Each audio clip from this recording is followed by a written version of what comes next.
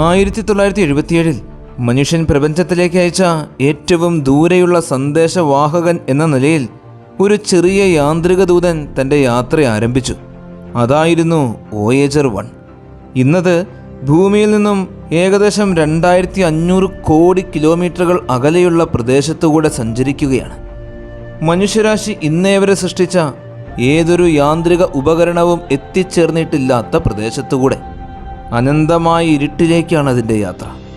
ചരിത്രത്തിലെ ഏറ്റവും വലിയ നക്ഷത്ര യാത്രയുടെ കഥ, മനുഷ്യന് ലഭിച്ച ഏറ്റവും ദൈർഘ്യമേറിയ സന്ദേശത്തിൻ്റെ കഥ, പ്രപഞ്ചത്തിൻ്റെ നിഴലുകൾക്കപ്പുറം മനുഷ്യൻ പതിപ്പിച്ച ഏറ്റവും ധീരമായ മുദ്ര. അതാണ് വോയേജർ, മനുഷ്യൻ്റെ അതിരില്ലാത്ത സംശയങ്ങൾക്ക് ലഭിച്ച ഉത്തരം.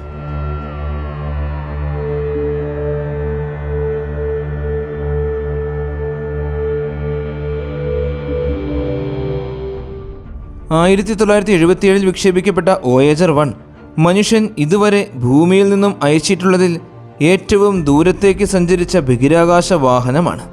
മണിക്കൂറിൽ 38,000 മൈൽ വേഗത, അതായത് ഏകദേശം സെക്കൻഡിൽ 11 കിലോമീറ്റർ എന്ന അസാധാരണ വേഗതയിലാണ് അത് നമ്മിൽ നിന്നും ഓരോ നിമിഷവും അകന്നുകൊണ്ടിരിക്കുന്നത്.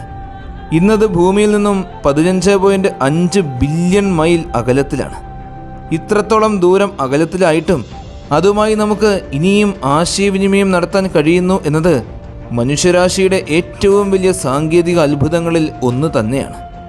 എന്നാൽ ഇത്രത്തോളം ദൂരത്തിലുള്ള ബഹിരാകാശത്തിലേക്ക് നമുക്ക് എങ്ങനെയാണ് കമാൻഡുകൾ അയക്കാൻ സാധിക്കുന്നത്? അവിടെ നിന്നും നാം എങ്ങനെ ഡേറ്റകൾ സ്വീകരിക്കുന്നു? ഇനി എത്ര കാലം കൂടെ വോയേജർ 1മായി നമുക്ക് സംസാരിക്കാൻ കഴിയും? വോയേജർ 2 ആണ് ആദ്യം വിക്ഷേപിക്കപ്പെട്ടത് 1977 ഓഗസ്റ്റ് 20-ന്. അതിനുശേഷം 2 ആഴ്ചകൾ കഴിഞ്ഞ് സെപ്റ്റംബർ മാസം 5-ാം തീയതിയാണ് വോയേജർ 1 ആകാശത്തേക്ക് ഉയർന്നത്. ഉൾനിർമ്മാണത്തിൽ ഇവ രണ്ടും ഒട്ടുമിക്കവാറും ഒരേപോലെ തന്നെയാണ്. അവയുടെ ദൗത്യവും ഒന്ന് തന്നെയായിരുന്നു: ജൂപ്പിറ്ററിനും അപ്പുറത്തുള്ള ബാഹ്യഗ്രഹങ്ങളെ സമീപിക്കുക. റോക്കറ്റ് എഞ്ചിനുകൾ മാത്രം ഉപയോഗിച്ച് ആ ദൂരത്തെത്തിച്ചേരുക എന്നത് അസാധ്യമായിരുന്നു. അതിനാൽ ശാസ്ത്രജ്ഞന്മാർ അത്യപൂർവമായ ഒരു ഗ്രഹനിരയ്ക്കായി കാത്തിരുന്നു. ജൂപ്പിറ്റർ, സാറ്റേൺ, യുറാനസ്, നെപ്റ്റ്യൂൺ, ഈ 4 വലിയ ഗ്രഹങ്ങളും ഭൂമിയിൽ നിന്നും ഒരേ ദിശയിൽ നിരന്നു നിൽക്കുന്ന അത്യപൂർവമായ അവസരം.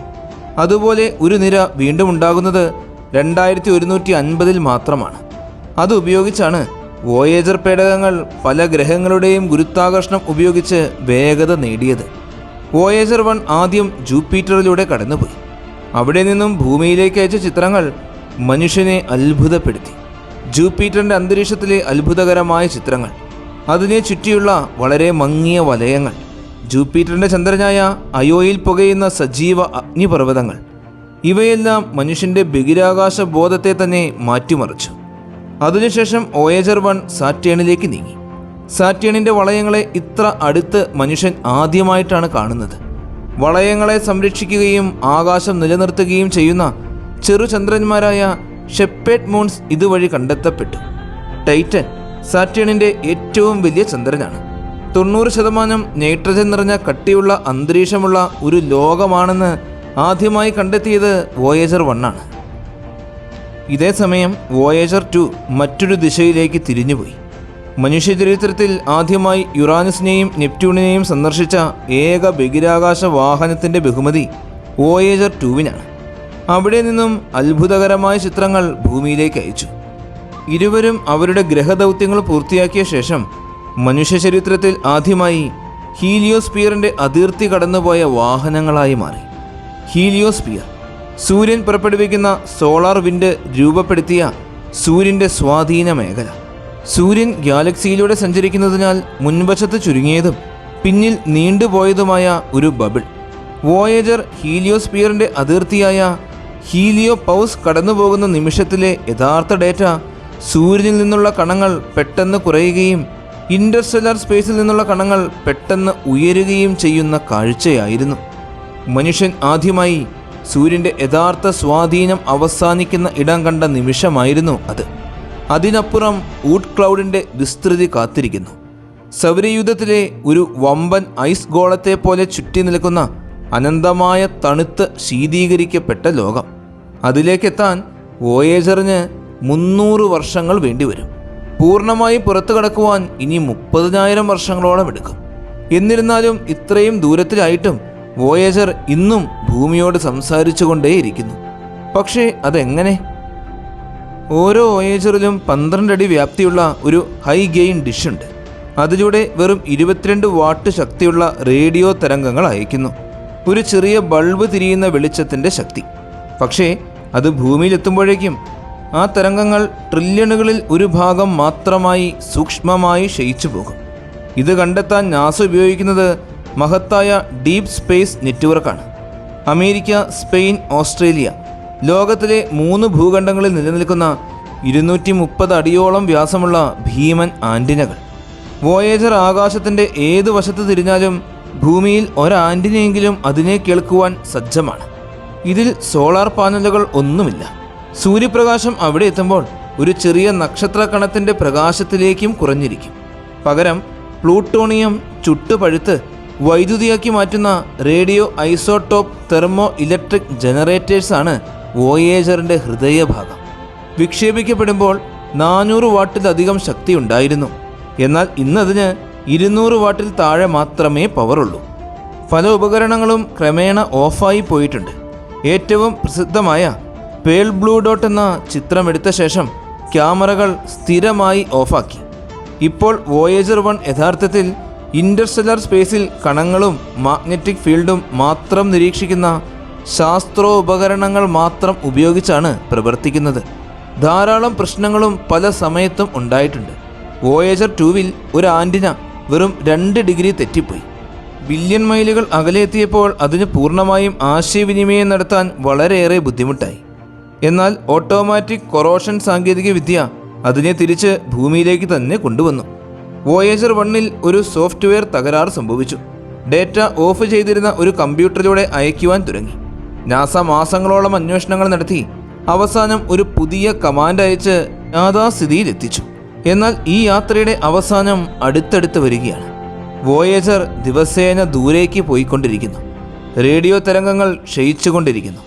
നാസയുടെ കണക്ക് പ്രകാരം 2036 വോയേജറുമായുള്ള ബന്ധം നഷ്ടപ്പെടാൻ സാധ്യതയുണ്ട്. ഇത് മനുഷ്യരാശിക്ക് ബാക്കി വയ്ക്കുന്നത് വെറും ഒരു ദശാബ്ദത്തിൻ്റെ സംഭാഷണം മാത്രമാണ്. 1977-ൽ 5 വർഷം ദൗത്യം പൂർത്തിയാക്കുവാനായിരുന്നു ഇവ സൃഷ്ടിക്കപ്പെട്ടത്. ഇന്ന് 40 വർഷത്തിലും ഏറെയായി. അവ മനുഷ്യരാശിക്ക് അതീത ലോകങ്ങൾ തുറന്നു കാണിച്ചുകൊണ്ടേയിരിക്കുന്നു. ഇന്നത്തെ ഒരു സ്മാർട്ട് ഫോണിൻ്റെ 13 മില്യണിൽ ഒരു ഭാഗം മാത്രമാണ് ഇവയുടെ മെമ്മറി. ഇൻ്റർനെറ്റ് സ്പീഡിൻ്റെ 1,38,000-ൽ ഒരു ഭാഗം മാത്രമാണ് ഇവയുടെ ട്രാൻസ്മിഷൻ വേഗത. എങ്കിലും ഈ പഴയ ഉപകരണങ്ങൾ തന്നെയാണ് ഇന്ന് മനുഷ്യനാമത്തെ ഗാലക്സിയുടെ അതിരിലേക്ക് കൊണ്ടുപോയിക്കൊണ്ടിരിക്കുന്നത്. അവ ഭൂമിയിലേക്ക് അയക്കുന്ന അതിസൂക്ഷ്മമായ റേഡിയോ തരംഗങ്ങൾ അത് മനുഷ്യൻ്റെ സാങ്കേതിക പുരോഗതിയുടെ ഒപ്പുവയ്പ് മാത്രമല്ല, മനുഷ്യൻ ഒരിക്കലും നിലച്ചു പോകാത്ത ഒരു ചോദ്യത്തിൻ്റെ മറുപടിയാണ്. ഒരിക്കൽ നമ്മെ കണ്ടെത്താൻ പോകുന്ന മറ്റൊരു ബുദ്ധിമാനായ ജീവിക്കായി ഞങ്ങൾ ഇവിടെ ഉണ്ടായിരുന്നു. ഞങ്ങൾ ഈ വിശ്വത്തെ മനസ്സിലാക്കുവാൻ ശ്രമിച്ചുകൊണ്ടേയിരുന്നു എന്നൊരു സന്ദേശം നൽകുവാൻ. 1977-ൽ ഒരു ചെറിയ റോക്കറ്റിൻ്റെ മുകളിലിരുന്ന് യാത്ര തുടങ്ങിയ വോയേജർ ഇന്ന് നമ്മുടെ സൂര്യമണ്ഡലം പിന്നിട്ട് അന്തരീക്ഷത്തിന് പുറത്തേക്ക് കടന്ന മനുഷ്യചരിത്രത്തിലെ ആദ്യത്തെ സന്ദേശവാഹകനായി മാറിയിരിക്കുന്നു. ഇതൊരു സാധാരണ മെഷീനല്ല. ഇത് മനുഷ്യകുലത്തിൻ്റെ കൗതുകത്തിൻ്റെയും ധൈര്യത്തിൻ്റെയും സ്വപ്നത്തിൻ്റെയും പ്രതീകമാണ്. വോയേജർ ഇപ്പോൾ ഭൂമിയിൽ നിന്നും ബില്യൺ കണക്കിന് കിലോമീറ്ററുകൾ അകലെയാണ്. നമ്മുടെ ശബ്ദവും നമ്മുടെ സംഗീതവും ഭാഷയും മനുഷ്യരാശിയുടെ കഥകളുമെല്ലാം അതിൻ്റെ സ്വർണ്ണ ഡിസ്കിൽ നിറഞ്ഞു കിടക്കുന്നു. ഒരിക്കലും തിരിച്ചു വരാനാകില്ലെങ്കിലും ഒരിക്കലും ആരെങ്കിലും അത് കണ്ടെത്തുമോ എന്ന് അറിയില്ല. എങ്കിലും വോയേജർ മുന്നോട്ട് സഞ്ചരിച്ചുകൊണ്ടേയിരിക്കുന്നു. മനുഷ്യൻ ശ്രമിച്ചാൽ എത്ര ദൂരമാണ് സ്വപ്നങ്ങൾ പറക്കുവാൻ കഴിയുന്നത് എന്നത് തെളിയിച്ചുകൊണ്ട്. സൂര്യപ്രകാശം മങ്ങി മങ്ങി പോകുന്ന പോലെ, ഗ്രഹങ്ങളുടെ ശബ്ദം പിന്നിലായി പോയ പോലെ വോയേജർ ഒരു പുതിയ അതിർത്തി തുറന്നു തന്നു. ഞങ്ങൾ കണ്ണാൽ കാണാൻ കഴിയാത്ത സ്ഥലങ്ങളിലേക്ക്. നമ്മുടെ സാങ്കേതിക വിദ്യയുടെ ആവേശവും നമ്മുടെ മനസ്സിൻ്റെ കൗതുകവും ചേർന്ന് നിർമ്മിക്കപ്പെട്ട ഒരു ചെറിയ പേടകം എന്ന നിലയിൽ അത് മുന്നേറിക്കൊണ്ടേയിരിക്കുന്നു. വോയേജർ നമ്മെ പഠിപ്പിച്ചത് ഒരു കാര്യമാണ്: പ്രപഞ്ചത്തെക്കുറിച്ചുള്ള ഏറ്റവും വലിയ കണ്ടെത്തലുകൾ മുന്നോട്ടു പോകാനുള്ള ഒരു ശ്രമം കൊണ്ടാണ് തുടങ്ങുന്നത്. ഭൂമി ഒരു നീല ബിന്ദുവാണെന്ന്. നമ്മുടെ ജീവിതവും അതിലെ യുദ്ധങ്ങളും ഭാവിയും എല്ലാം ഈ ഒരു ചെറിയ പാദച്ചുവടാണെന്ന് മനസ്സിലാക്കുവാൻ വോയേജർ തന്നെയാണ് നമ്മെ സഹായിച്ചത്. ഒരു ദിവസം വോയേജർ പരിപൂർണമായും മൗനമായി പോകും. അതിലെ വൈദ്യുത സ്രോതസ്സുകളെല്ലാം തീരും. എന്നാൽ അതിൻ്റെ സന്ദേശം നമ്മളെപ്പോലുള്ള ചെറിയ ജീവികൾ ഈ അനന്തവിശ്വത്തിൽ നിന്നും ഒരിക്കൽ തങ്ങളുടെ കഥ അയച്ചു എന്നുള്ള സത്യം അവസാനം വരെ നിലനിൽക്കും. അങ്ങനെ അനന്തമായ ഇരുട്ടിലേക്കുള്ള യാത്രയിൽ വോയേജർ നമ്മുടെ ഒരു ഓർമ്മയായി, നമ്മുടെ പ്രതീക്ഷയായി, മനുഷ്യരാശിയുടെ കൗതുകത്തിൻ്റെ ഒരു ചെറിയ ദീപ്ത സ്തംഭമായി മുന്നേറുന്നു. വോയേജറിനെ കുറിച്ചുള്ള ഈ ഒരു വീഡിയോ എല്ലാവർക്കും ഒരുപാട് ഇഷ്ടമായി എന്ന് വിശ്വസിക്കുന്നു. നിങ്ങളുടെ എല്ലാവരുടെയും സപ്പോർട്ടുകൾ കൂടെ ഉണ്ടാകണം. നല്ലൊരു വീഡിയോയുമായി അടുത്ത എപ്പിസോഡിൽ കാണാം.